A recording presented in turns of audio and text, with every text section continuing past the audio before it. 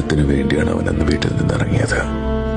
അവൻ പൗരപ്രധാനിയല്ല, വെറും സാധാരണക്കാരൻ മാത്രം.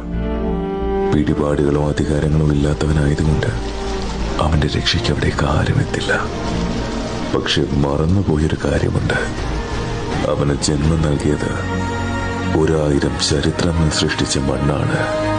ഭൂമിയുടെ അടിവേര് പിഴുതെടുത്ത പ്രളയത്തിന് നേരെ നെഞ്ചു വിരിച്ചവർക്ക്, സോഷ്യൽ മീഡിയ കൺട്രോൾ റൂമുകളാക്കിയവർക്ക്, കൂടപ്പിറപ്പിനെ മരണത്തിൽ നിന്ന് കൈപിടിച്ച് കയറ്റാനുള്ള കരളുറപ്പുമുണ്ട്.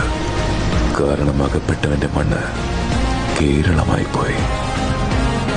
വളയം പിടിക്കുന്നവന് വാഹനമാണ് അവന്റെ പടച്ചോൻ. ഇന്നും ലക്ഷക്കണക്കിന് മനുഷ്യർ അവന്റെ ഹൃദയത്തിന്റെ തുടിപ്പ് അവസാനിക്കുന്നില്ല എന്ന് വിശ്വസിക്കുന്നതിന് കാരണവും ആ വാഹനം തന്നെയാണ്.